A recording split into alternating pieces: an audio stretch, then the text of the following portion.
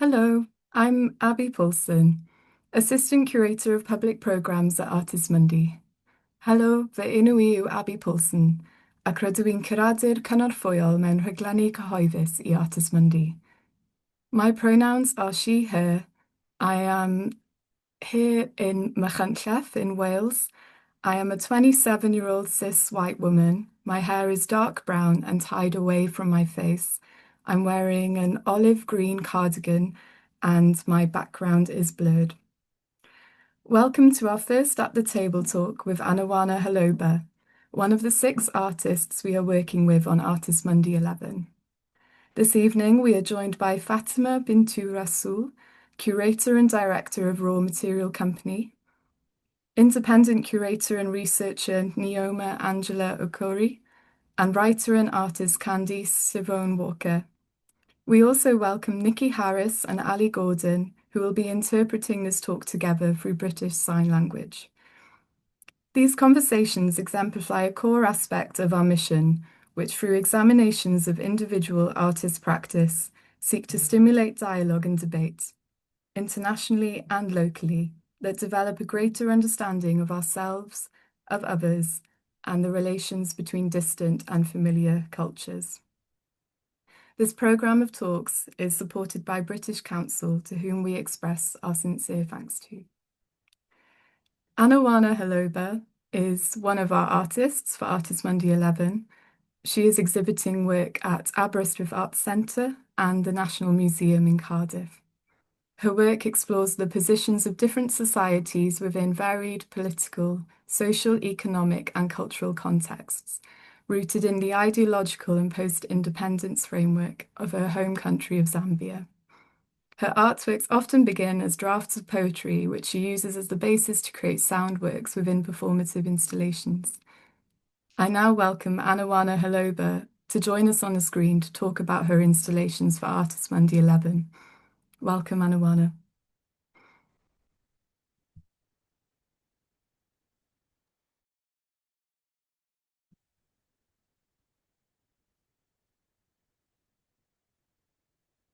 Hello,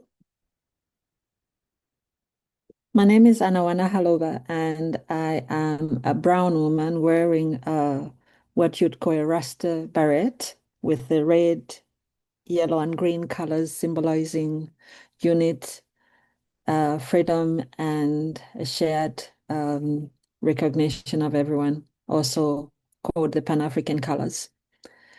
I am my pronouns are she and her, even if I come from a culture without the pronouns. And I will tell you a little bit about what my work been. Yeah, I'll tell you about my work showing in the exhibition. So at the Cardiff Museum, I'm showing a work which is called I Shall Cure You with My Tongue.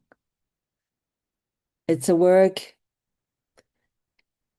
This is a second iteration of the work, and the work is reflecting on the situation which is happening in the world, but also reflecting a different,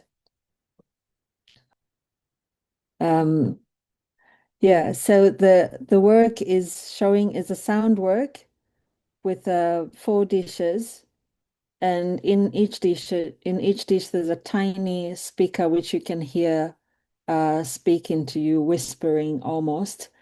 And also in the background, you hear a lot of counting of people trying to count up to 70,000.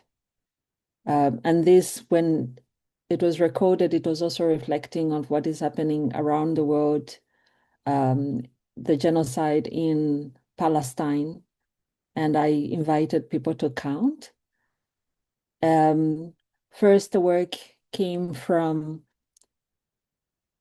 a former research which was shown in 2018 as part of kind of an inquiry exhibition or a process exhibition, which was reflecting on a 1-year conversation with different people in different parts of the world, which were reflecting on different positions of people from different cultures and how they reflect on um, environmental racism.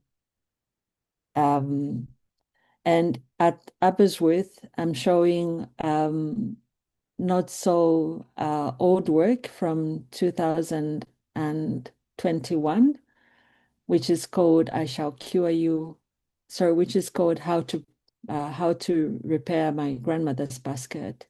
And it's a series of works which I'm calling experimental, but also objects which you find in between couches, which also have a reference to sounding in different cultures. So, for instance, the horn in the work reflects different ways of flute music instrument from different cultures. For instance, here in Zambia, we have a small flute which is called nyele, which is usually used in a ceremony which is called Wudima in Zambia or Ngoma Buntibe in Zimbabwe, which reflects or it's which celebrates the dead, but also could be seen upon as an evocation of the dead to come and perform in the world of the living. And through that, I also think about different philosophies which relate to what that actually means.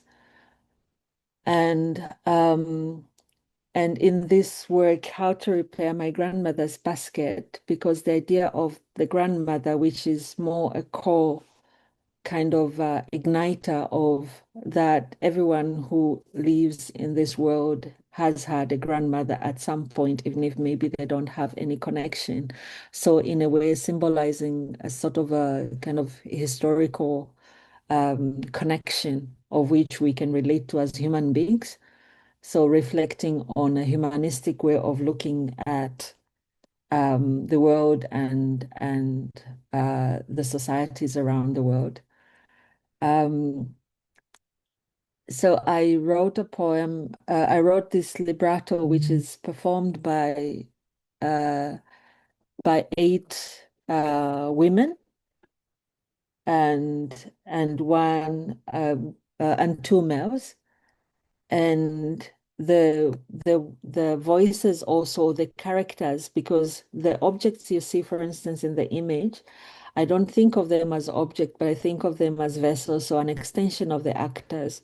But the actors are also non-gendered, so they shift between from male to female, and also they shift between racial. So you hear one who speaks about how I am white, my history has been the canon in which we all see ourselves from. And the other one says, no, you are not, you are me. And then she talks about the historical heritage from her point of view of coloniality. So you kind of trying to put two conversations together in a way to sort of create a dialogue which in a way pushes or creates a possibility of, you know, a different way in which we think of each other's cultures, and also, um, again, I'm repeating myself, evoking empathy. So, yeah. So it's a very long brief. So,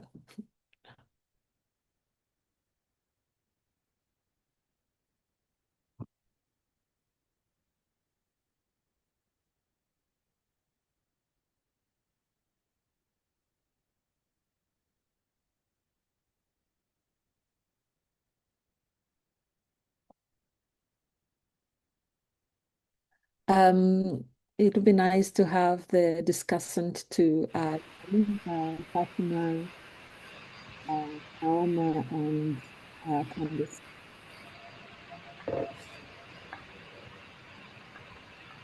Have we just incurred a sound problem?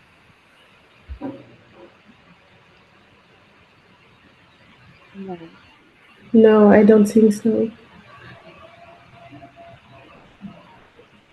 Okay. Perhaps I'm going to start introducing myself. My name is Fatima Bintou Rassoul.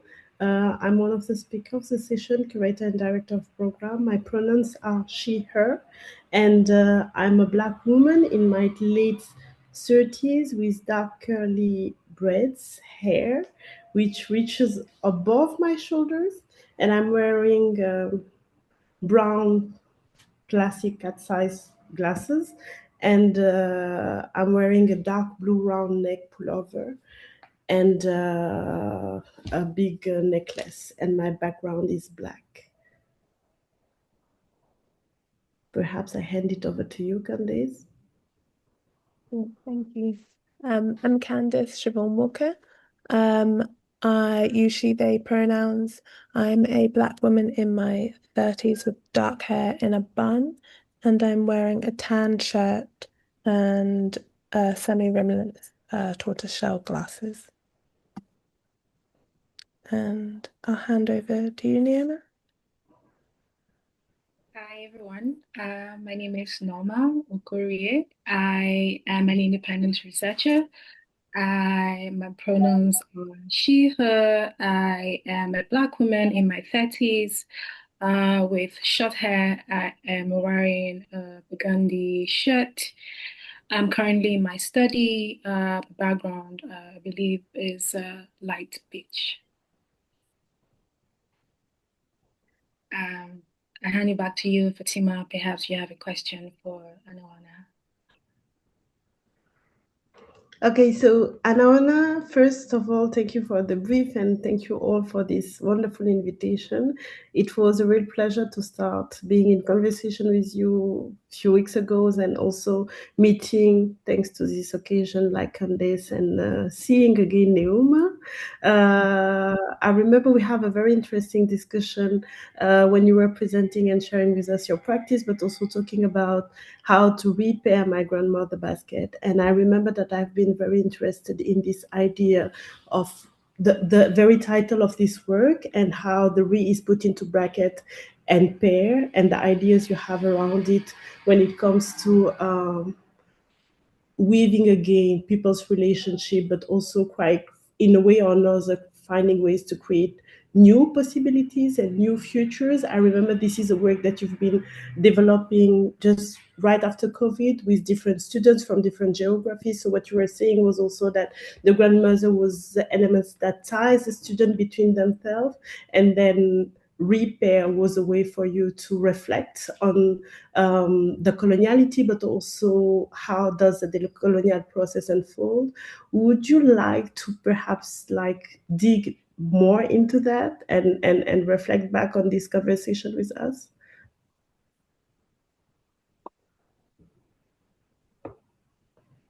You're muted, Anawana. Oh, okay, I can do that myself. Yeah. Thank you. I think when it comes to repair, I would say that I think it's a project which I'm still working on. It's still in process, keeps on developing. But it's almost there's an equation because for repair to happen, there should be the pairing first. You know, the pairing is this way of juxtaposing two cultures and speak of similarities, but also the difficult part, you know, and involving themselves in that dialogue. So that's the third part, which is also the dialogue part. That the dialogue has to happen and it has to be as difficult as it gets. And it's allowed that it's very painful dialogue. And that's the only way I think repair could happen. And and and I think for me, then repair becomes that very much needed restitutive action, you know. but for it to happen, the other half of the word, which is the pair, the pairing of two different histories have to be paired, and then it is repaired or remembered, So, and then it means that we are putting things together. I don't know if I'm answering you correctly. Um, um, Whether I understand the whole part of the question or whether I remember the whole question. So, um, I think you repair perfectly. You repair perfectly. And now this is me repairing. I think you answered perfectly to the question. I was really interested in how you can bring here the process of it and the development of it with the students, how this experience has been, also in terms of voicing the difficult topics and subjects. And but yes. yeah. I mean, first of all, I teach within, of course, fine art, which also means that I'm trying to also appeal to my student in ways in which they could evoke empathy. And you're only able to evoke empathy if you're able to see the other person on the other side. So by bringing the students together, it's also another way to think that if I tell you my story, then I am hoping that you come up with questions to be able to reflect with me or find yourself within my story. So there's that idea of trying to be able uh, to share oneself, not for the sake of showing off oneself, but to be able to so that the other one can see themselves in that story. So, but this is also to mean that every subject which one puts in front of people, it does not have an exclusive one story. There are different ways in which uh, those stories can be, that it multiplies, and it multiplies through other people's, reactions or reflection on the work.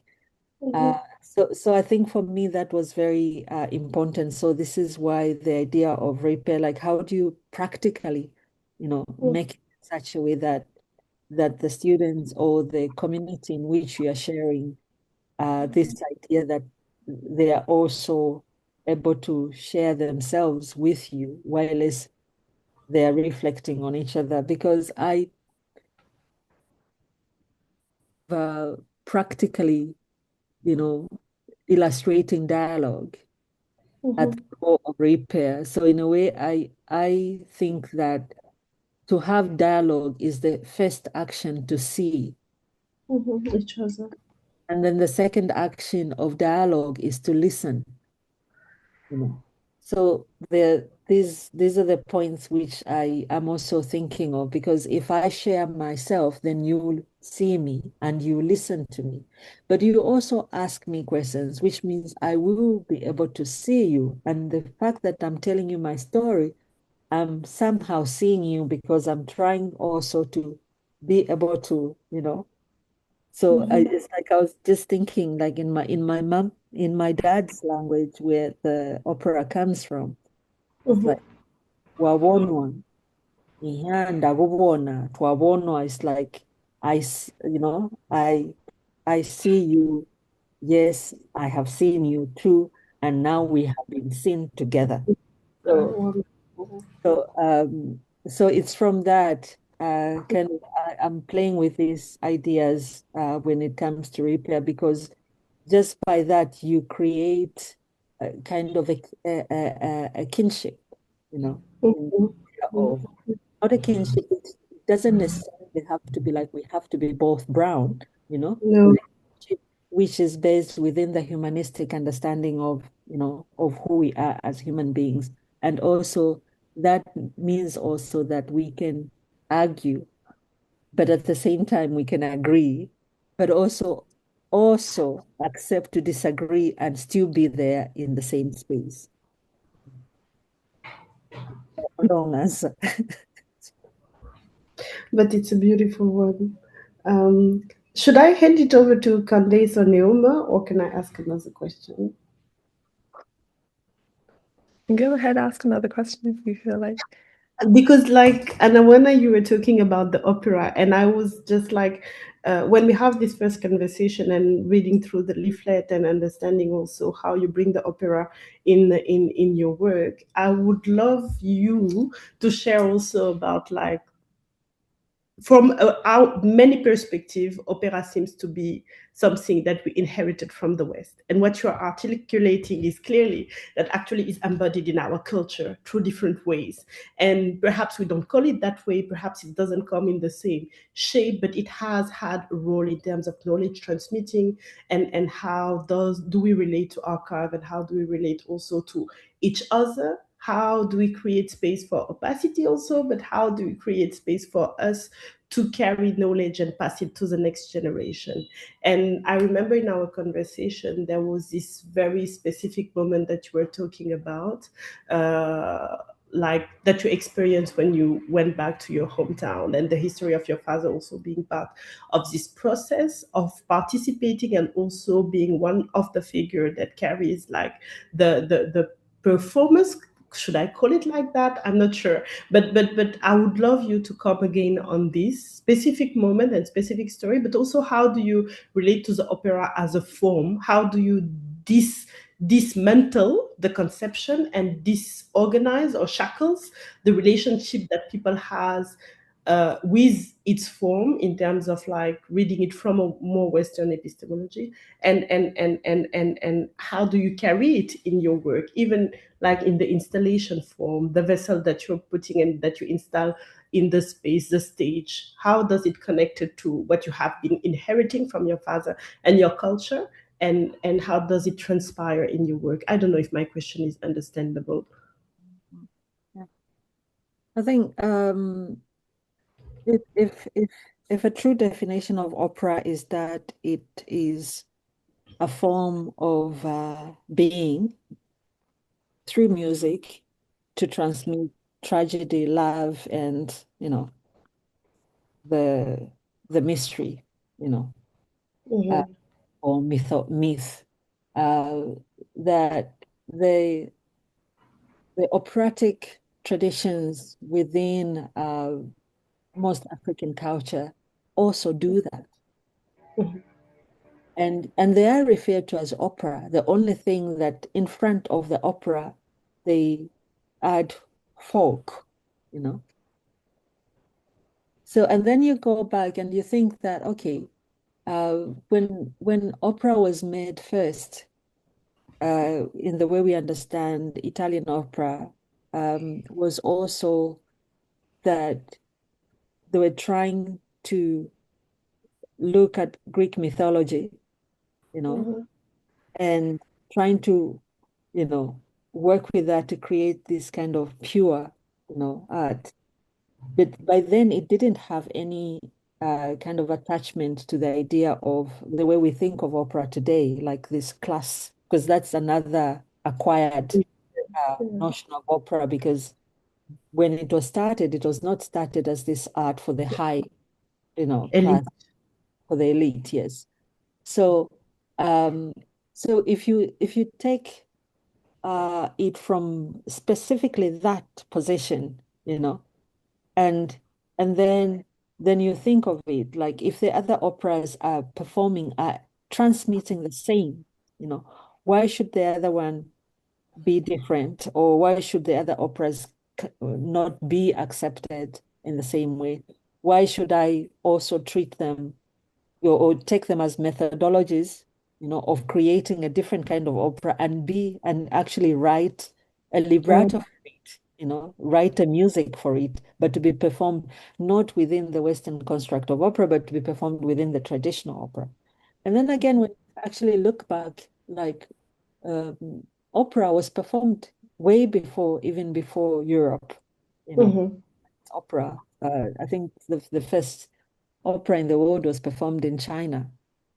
And for me, what was also interesting was to also just listen to the old Chinese opera, listen to how the command of the voice and how it was relating to, for instance, the opera from the 50s in Nigeria, which was this opera company by Duro Lupo, a Nigerian opera musician, uh, making opera, but not Western opera, you know. Mhm. So for me, I think there are different levels in which you can enter to deconstruct what actually opera is and what is it doing. And also when you go back to Greek mythology, then I mean for the learned people that are actually researching this topic, then we can also think about Yoruba mythology because there's a link. So um, and I'm sure from different experts, they would really can dig into that. And I think I was also touched when I was doing my research when Wole Soyinka writes about the operas which he was wont to when he was young, which were performed in the marketplaces, you know. And then I think that I realized that I have been seeing this. For instance, when the Sombra performance, which is called Wudima, is performed in the community. So you get to experience that. But Mhm. I think what is interesting is this other element which uh, uh, the traditions I'm borrowing from have, that it is actually not just about the singing and how we can talk about the structure of it, but also to actually to talk about what kind of a tool is it. It's a tool of remembrance. So it's a tool that carries an archive, but it's not a stagnant archive, but a regenerating archive. Because this was also interesting because actually, what inspired me to go into this was in 2009, before one of my uncles passed away. He gave me this tiny cassette, you know, and he told me, you should hear how we tell our stories through this music. And then when I came, I played the small cassette player, and it was my grandmother, whom I had actually never in my life heard her, you know, perform Jabi. But in this, she's performing, and with her is all her sons, which are also performing. So just there, that kind of wonderful, you can see the transmission of from one generation to the other. That was really like for me an opening to understand like, oh, so now when she's singing about her childhood, about her mothers, but at the same time, my dad are singing about their experience as children, and then they refer to their grandparents, but then they talk about what they did with their peers and what is to come. And then for me, I think it was very, very interesting to understand like also how bodily knowledge gets transmitted, how uh, a body as an archive kind of imparts in the next body that carries it, which learns from just being there and imitating and performing, you know. I don't know if I'm answering if it's like I get carried away. But it's wonderful that way. Like it's more nice to hear you speaking about it. And thank you so much, Anawana. I will be back on this idea of the archival, so as being circular and cyclical. Please go ahead, Candace or Nneoma. Yeah, well, thank you so much, Awanana. I think it's such an honor to be here, to be a witness to you, a witness to your work, Mhm. and a witness to your practice. I echo Fatima's sentiment about how you speak about your work. I think that the way that you describe your work is quite thoughtful, deliberate, and multi-layered, and gives you so much to ponder on. I think that I've been thinking so much about what you've said, even from the last time that we gathered together. I think that there are many reverberations, I would say, across cultures, thinkers that you are drawing from. And I think that your work is largely collaborative. There are, of course, many, I would say, threads of engagement, right? Communities that you honor and remain in conversation with. Um, so, in listening to snippets of the sound piece, I was particularly struck by the choice of your father being, translating one of the stanzas. I imagine that this was deliberate. I wonder what led to this collaboration, what it means for you to have that specific voice, that specific relationship mediating between cultures and perhaps between the audiences as well.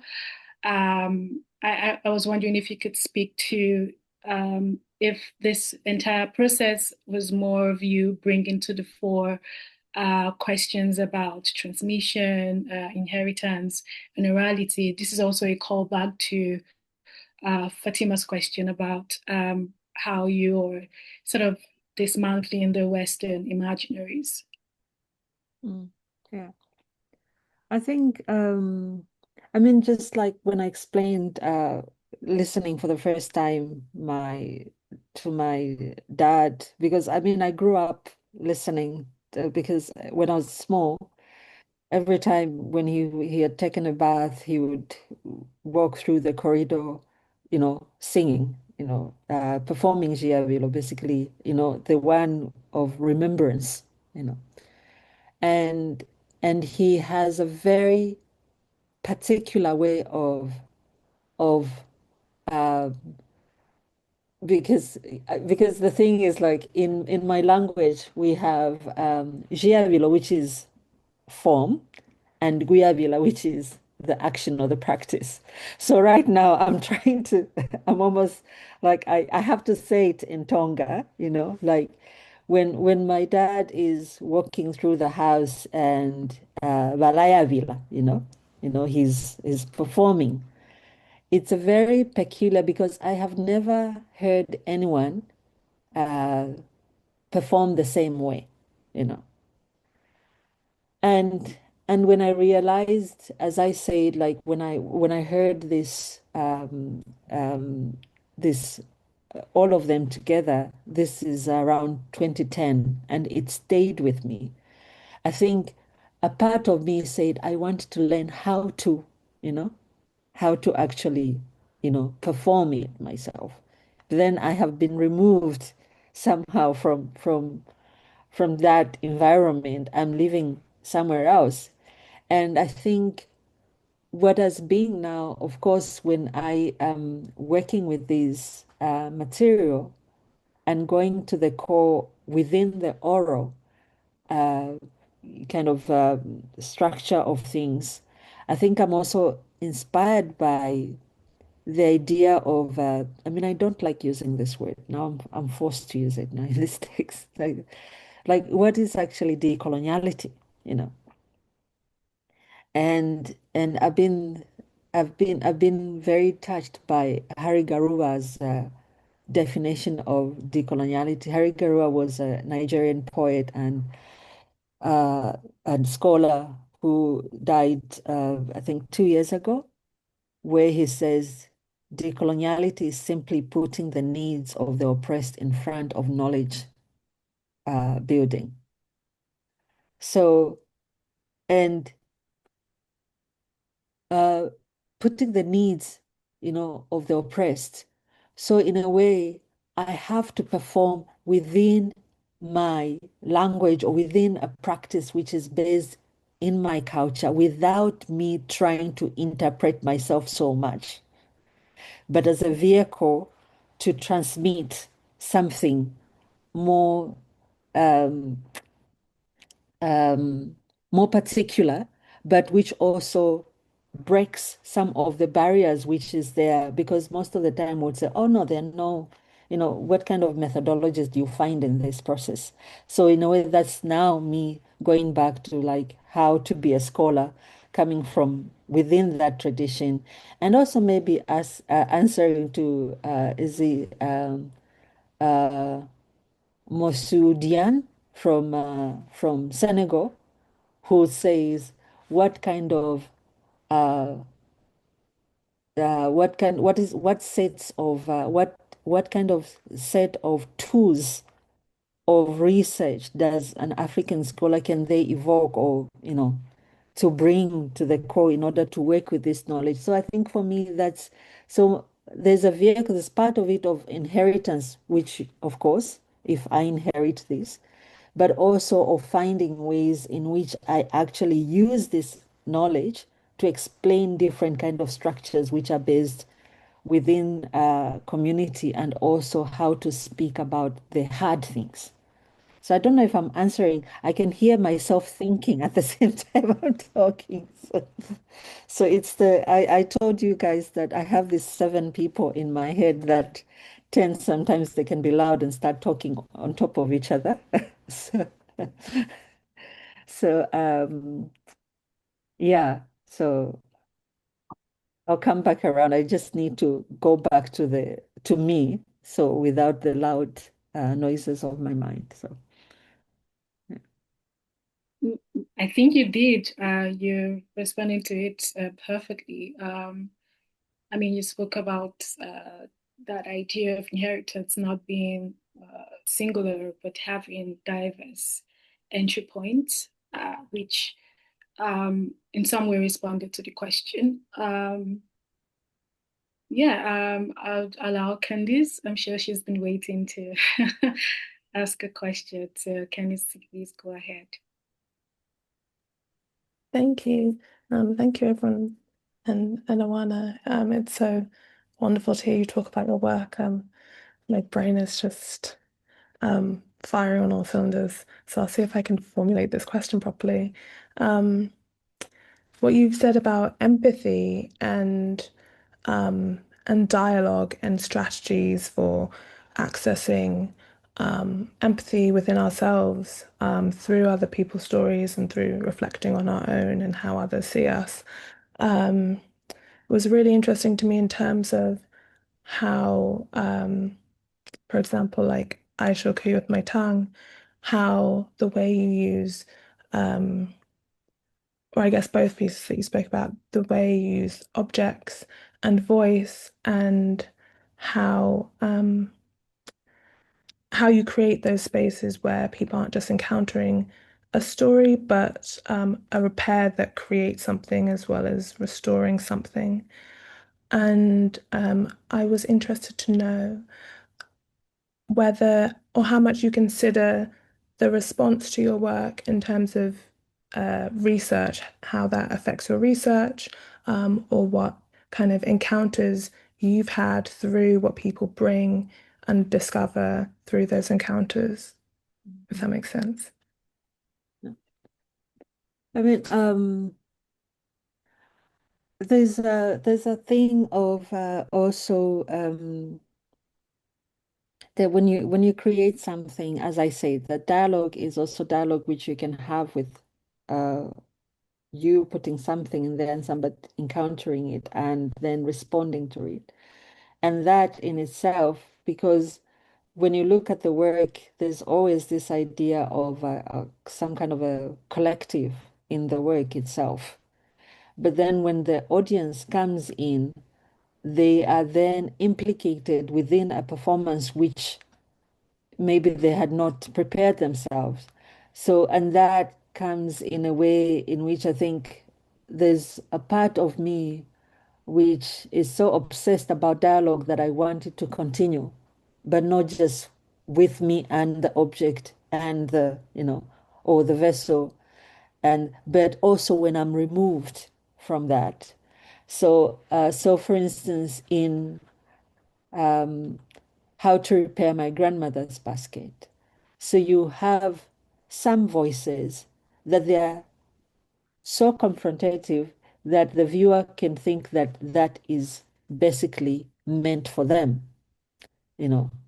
And I think it's also, as you're saying, the collaborative part of working is that most of the time when I write the libretto, that it's that when I invite people to work with me that are going to be the voice actors, I don't usually say, okay, I've given you this part and that part. Basically, I share the libretto and ask them to stay with it. And then when we meet, and each one has to pick themselves in that libretto and then speak from that position.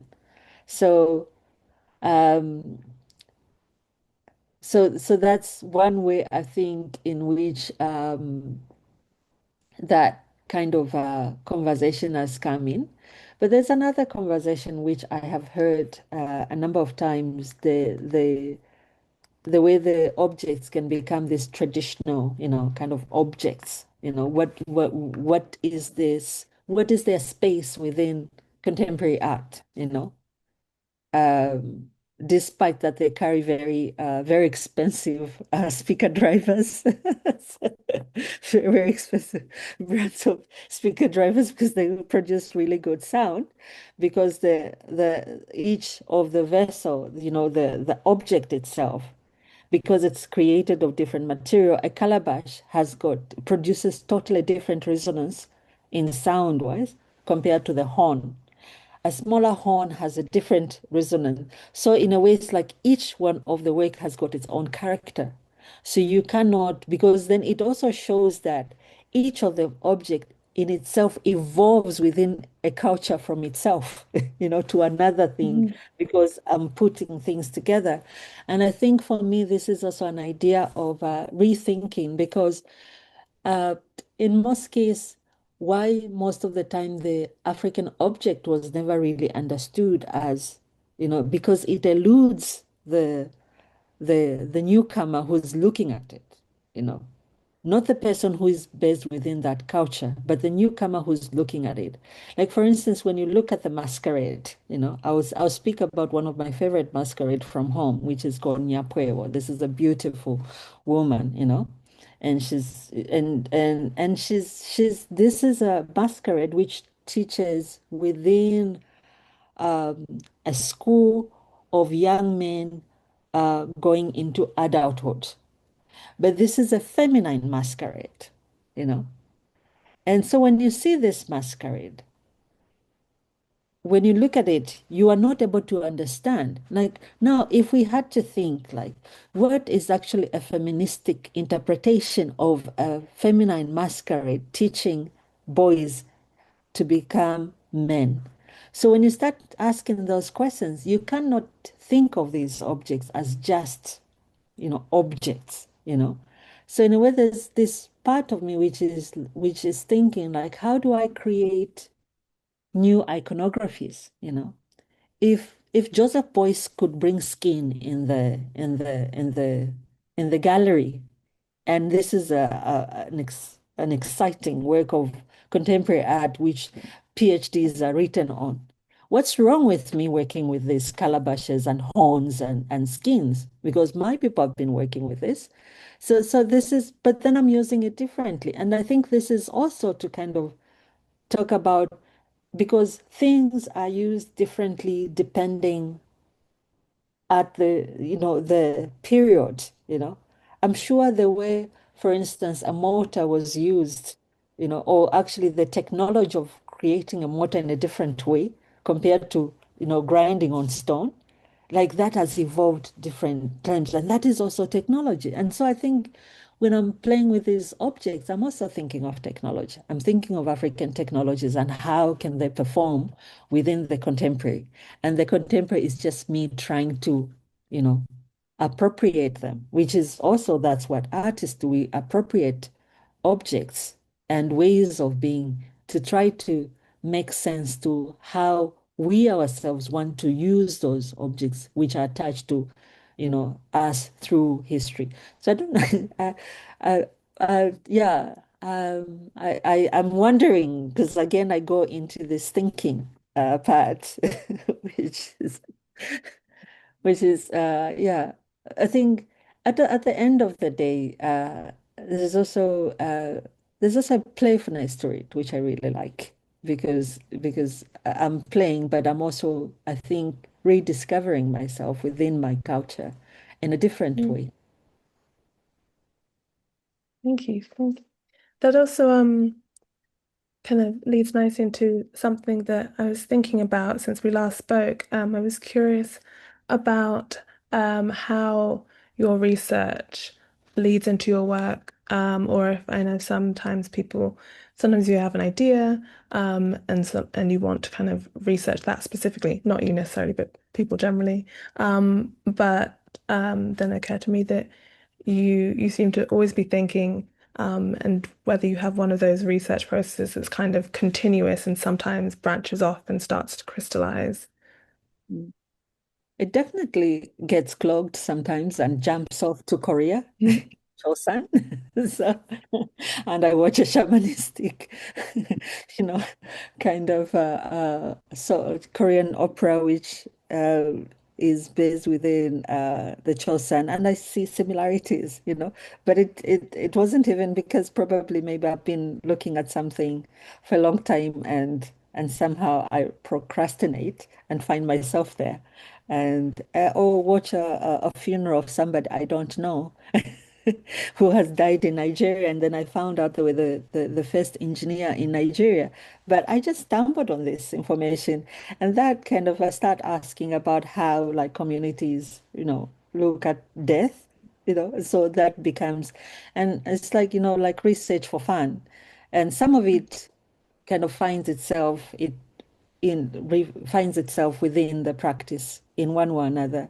Others, it's just a way of acquiring, maybe acquiring knowledge, but not really in a way in which I have to read about this. It's just something which I like to do, So you can, yeah, I'm working on Ife. It's like, oh yeah, I read this article about Ife.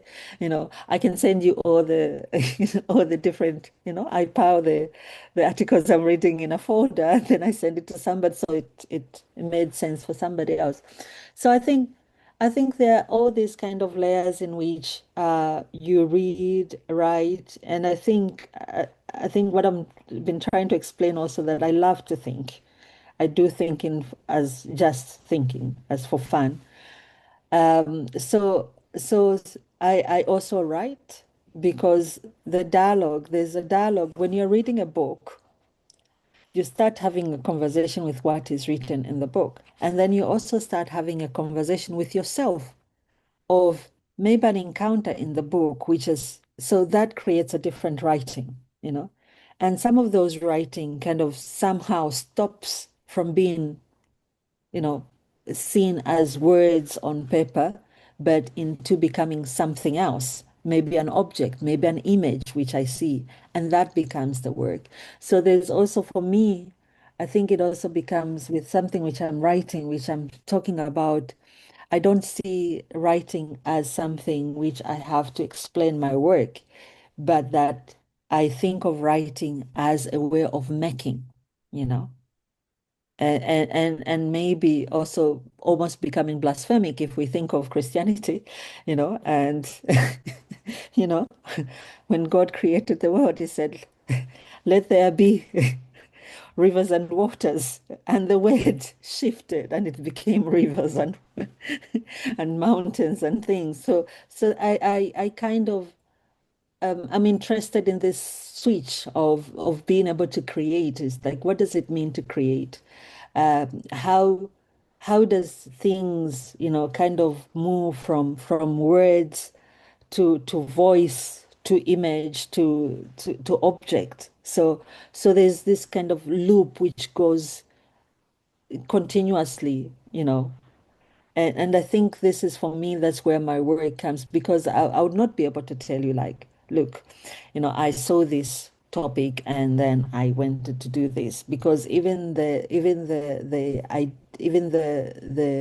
subjects that become the case studies are partly because probably I was thinking about how do we think about solidarity and resistance, But it started from maybe just me discussing with myself, reading, and then going back to the tradition.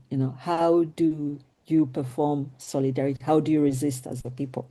And then starting to find icons within history and then bringing them together, having a conversation with that material which I've found about resistance, and then that creates the work. So this is why sometimes, like, when we start talking, we can talk about one line of the work, but then there's this part of the work which is actually not being explored because we are not talking about that now. We are concerned into the orality of you know. So yeah, so it's this kind of the continuous shifting back and forth between orature and literature and sound, which is going on and on. So again, very long answer. Incredible answer. Thank you so much. I have one. Yeah, the sound piece is quite piercing. But before I go into that, I wanted to say how your practice really exemplifies something that Fred Martin says about a practice being some kind of rehearsal, right? A repetition of art, a repetition of study. So it's great that to hear you speak of it that way too. So my question is about the sound piece, because I have a sonic practice, so it is very fascinating for me.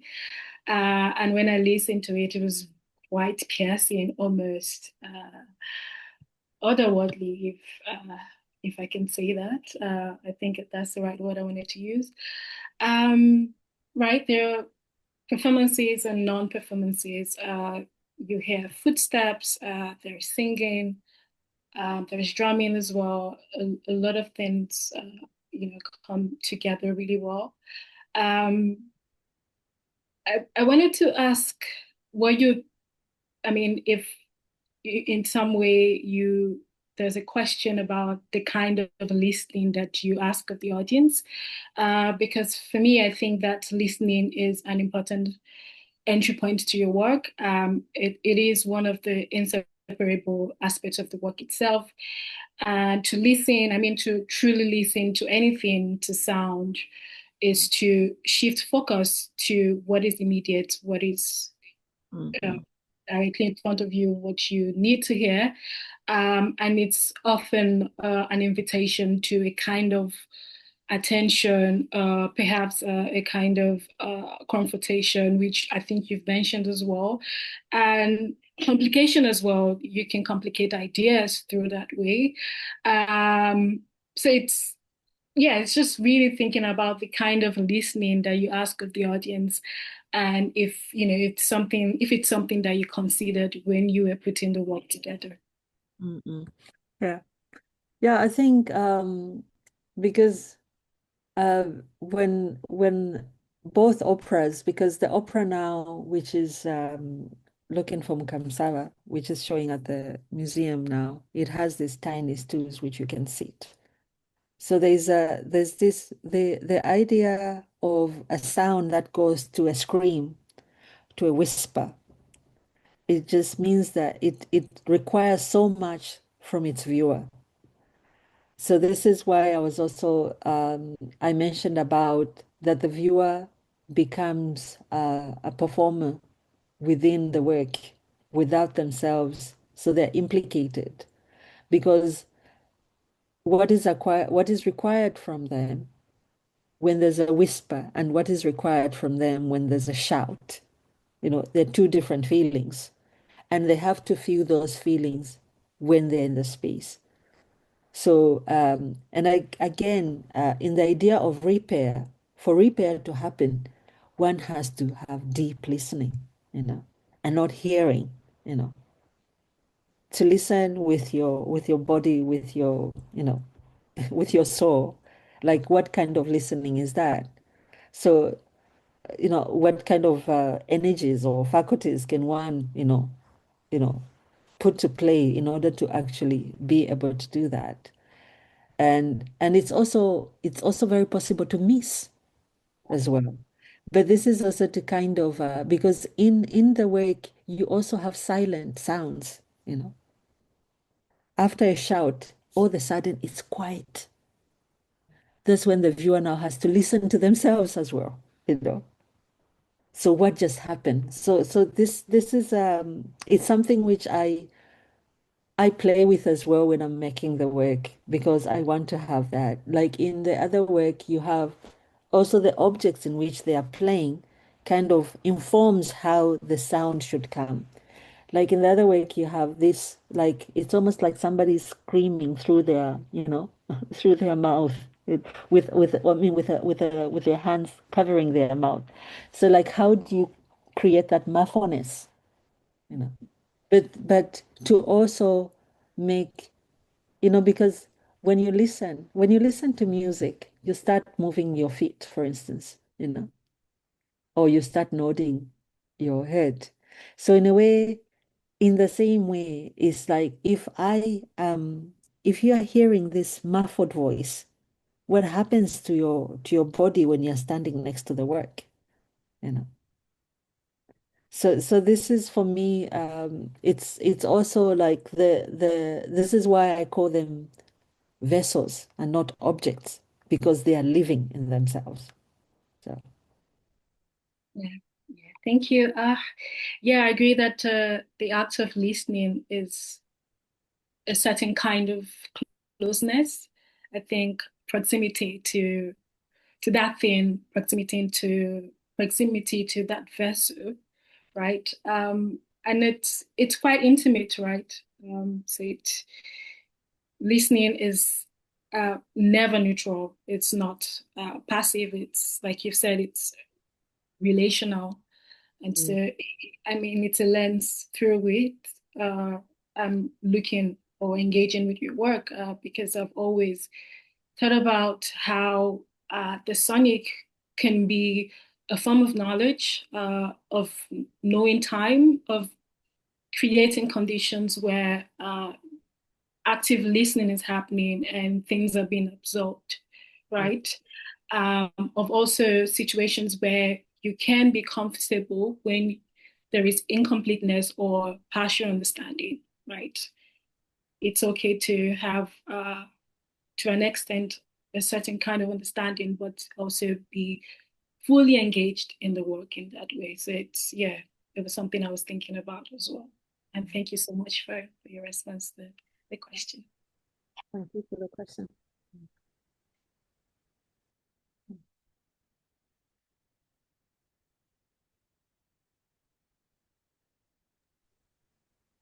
I was wondering if we should begin the Q&A and open questions up to the audience, unless anyone has another question they'd like to ask quickly now. I think we have more of a comment here, but a great one from iPhone. So thank you to whoever sent this in. Love to Anawana from Botswana. Your practice compellingly engages what Michel Foucault and Nikili Mbembe, have I pronounced that correctly? Mbembe. Mbembe? Articulate as the politics of the archive, while also echoing Saidiya Hartman's notion of critical fabulation. What feels particularly powerful is the way you treat absence, silence, and erasure not as failures, but as generative and ethically charged spaces, sites where institutional memory and historical authority are gently but decisively unsettled. I mean, that fits so perfectly with the answer you were just giving about as silence being like that one is then forced to listen to themselves. But I was also interested to hear you talk a bit about critical fabulation and that kind of way of working, because for me also something I love about your work is this kind of speculative kind of way of engaging with histories, both like culturally and socially, but also on an individual and personal scale. And this kind of imagining of how things have been different or like foregrounding that naturally leads into an imagining of how things might be different. Yeah, I think I'm always interested. For instance, for my research, when I started working with Fanon, which is like the case study in my research. So part of the so there was this thing about because to think of him with in relation and also thinking from a feministic lens, but a feministic lens in that I mean, taking the definition that I am human, therefore, I'm feminist, or I am feminist because I'm human, So then going within the humanistic idea of understanding this. But I have been thinking that what if Fanon had not died at the age of 36, and had an opportunity to live longer, could what kind of like if we talk from the idea of the positivity, what kind of theories will he come up with, or what kind of solidarities will he come up with, what kind of resistance ideas will he come up with, how does he look, because as I'm saying this, not to dismiss the fact that his work is even much more critical now, because I've always thought that he is a complete decolonial theorist and not really, I don't like to think of him as a post-colonial theorist, but one who is living within the struggle and so speaking back to the struggle, So then I've always been interested in this idea, how do we think, it's a very maybe utopian, one of my friends talked about, like it's so utopian of you to try to think that everyone can just come to the table and, but I think there's this idea that to be trying to create different kind of criticalities and rethinking things, that also allows a certain way of being, but that does not really mean that something is completely changed, but that position in which you reimagine something, you resuggest a different way of looking at life, that in itself has got a transmissive kind of way in which it can change the course. And probably through that encounters, I don't know if I'm answering you correctly or thinking, I'm trying to think with you with your question. So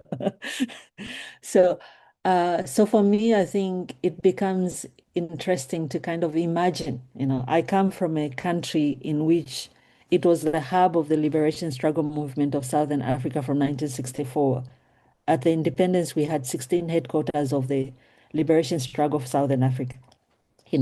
But then at the same time, I sometimes feel that we are so docile that we don't think we're not the ones to go on the street and so we're so nice in the way we fight our issues, So sometimes I feel, what if we can reimagine a different now, based on different kind of conversation that have not happened, but that could happen, What if we can bring the dead to come and walk with us and then have this very heated conversation of what is wrong and what is bad, So I don't know if I'm making myself clear, but this is for me, I think it's in a way of hopefully kind of thinking of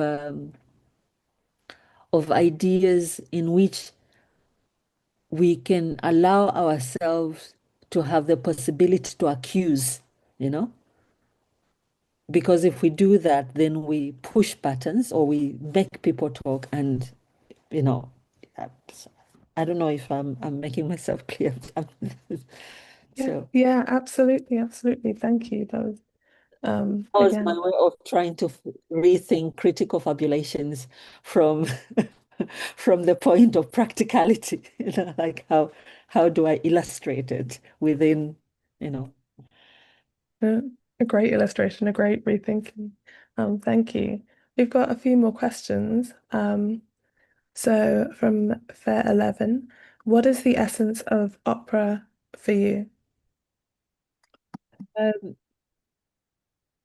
think for me, now I'm not speaking from opera as Western opera, but I think from the opera in my community, I think because most of the time these practices are performed and we never really critically reflect on actually what just happened, you know. I mean, that is not to dismiss the fact that we can be in the space and maybe what is happening is supernatural. We don't have to see it, which is also very important, that some of the transformation doesn't necessarily need to be interpreted. But for me, I think as somebody who is trying to claim that I know I come from an area where we don't have probably these, kind of the fabulous art academies which you find in Europe. We don't have that where I come from. But we have had special kind of academies, And so, and to understand the structure of the opera, to understand the importance of other ways of knowledge system that are based in that, those structures which we have not yet been able to decipher, and then kind of translate it. I hope we can translate it without actually missing out a lot of things within, the idea of trying to show like these are our methodologies to the art, to the world, the art world, or the community at large to rethink how do we resolve the now problems. So I think for me, it's this very, it's it becomes very important as a form, but also I think the other thing as also this thing of transmitting both the spirituality and then the technology that exists in it, and then the transmissive part or transformation that could happen just by being able to experience these kind of operas.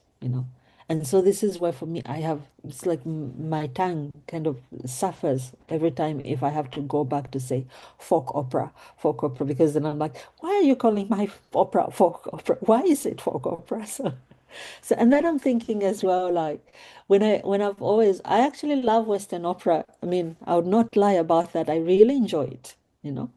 But for me, I start thinking, for instance, when you think about the musicality, I'm thinking about the African drum. I'm hearing it. Probably maybe the composers will say, no, that's nothing to do with African drum in it. But for me, I hear it. And then I'm thinking, how do I retrieve that? How do I retrieve the African drum from the opera, the Western opera I'm hearing? So there are all these kind of conversation, but that conversation comes in to rethink that the West itself, the culture in the West, it's not pure as it just was here and it has just evolved on itself. It has been a way in which people have traveled everywhere in the world and taken and taken and taken and then created these kind of structures and cultures which have different things that comes from somewhere else. And I think from there, this is where I think also the criticality goes in to kind of rethink, like, how do we deconstruct actually these operas and then juxtapose them with the other operas from where we come from and then talk about them. Not really that we want to have that class, kind of association which opera has, but to talk about the form and actually what it does to the human being. So, yeah. Thank you. I've got another question here for you. I love the titles of your work. How do you choose them? Do you create the art and then choose the title, or does the title come first, then the artwork? From Seema. I collect them from the collective thoughts which I'm having while it's creating. So they are part of the from the beginning. So somehow, as I say that they've got 7 people speaking in my mind, so there's a competition. The cynics also come with their own. The mad, the political correct it comes with their own, and then you have the poetics as well. So all these different levels. So there's a competition at the end. Something, I pick on something. Since all the speakers, all the characters that live in the mind use my eyes to see the world. So yeah. Thank you. And I've got one more question. Can you talk about the significance of the mirror in your installation in Aberystwyth? Yeah, I guess for me, again, when I'm talking about how do I see myself in you, so the mirror is not necessarily, because when you are in the installation or when you're in the opera, that is a full body of people, that are performing to you. But at the same time, when you see yourself in that, so you become part of that. And there's the core, the core and answer which happens in between the vessels as well, kind of also to kind of this alertness of seeing yourself in the work, where are you in this part, so.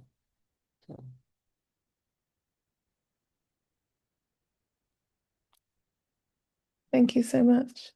Yeah, I think that might be all for questions in the Q&A, unless anyone else in the audience has another question they'd like to submit.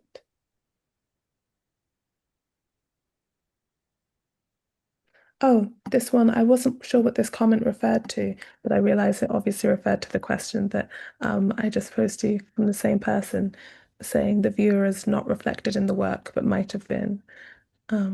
Yeah.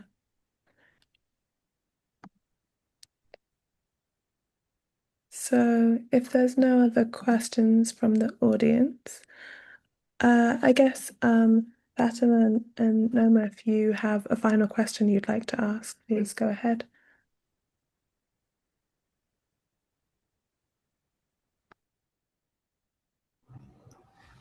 Earlier, Anawana, you were referring to the philosopher Mamoussé Diagne and on Critique de la Raison Orale.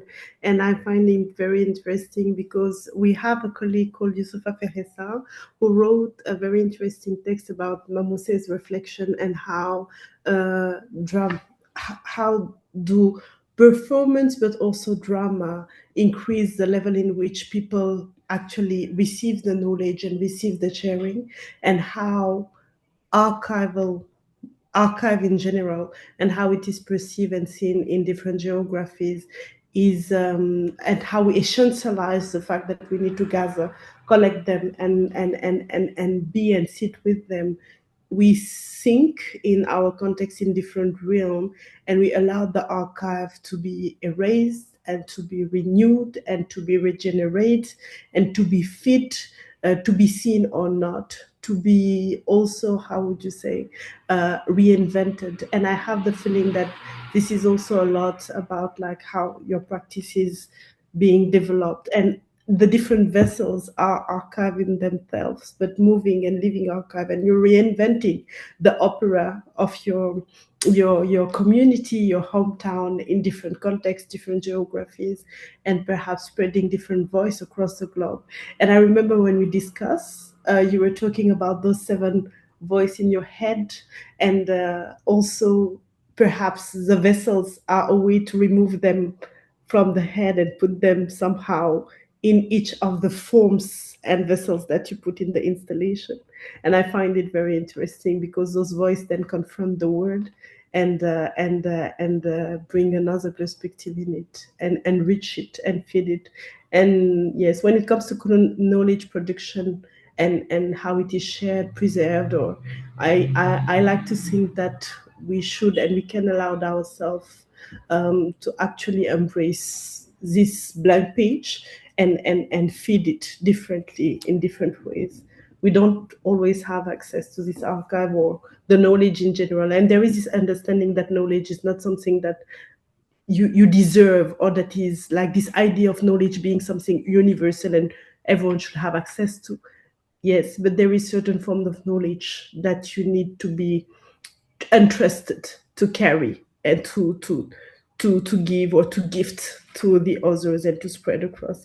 And I think this is what you're doing. I feel also listening to you, looking at your work, it's all so beautiful and so amazingly intentional. It's very, very interesting, very enriching also. And learning from you through this different conversation, it was just very, very precious.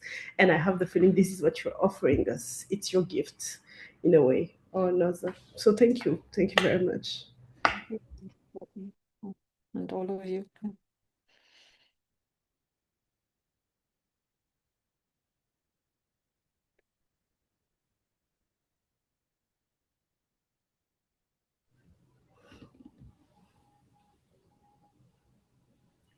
Candice, there is a comment in the chat.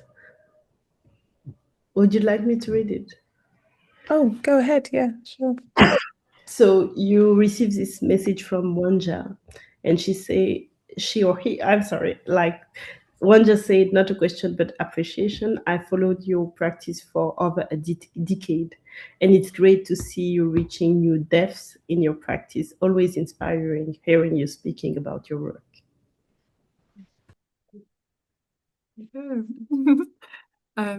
So I think if there's no more questions, we'll round the conversation up there. Thank you.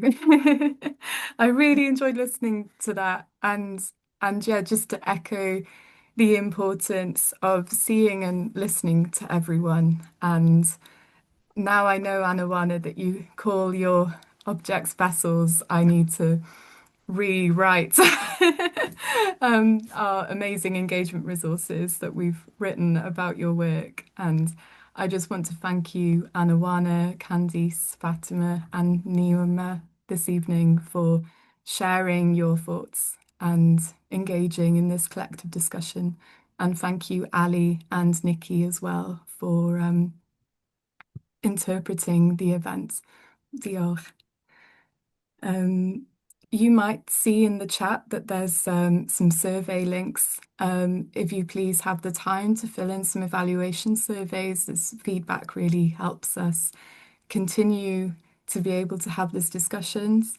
And thank you to British Council as well for generously supporting these talks. Our next At the Table talk is on February the 4th at 7 p.m. and it will be with Antonio Bacar, and he will be joined by Camila Palomino, Corinne DeCorn, and Valentina Viviani. So the link is on our website and Eventbrite if you'd like to book your place.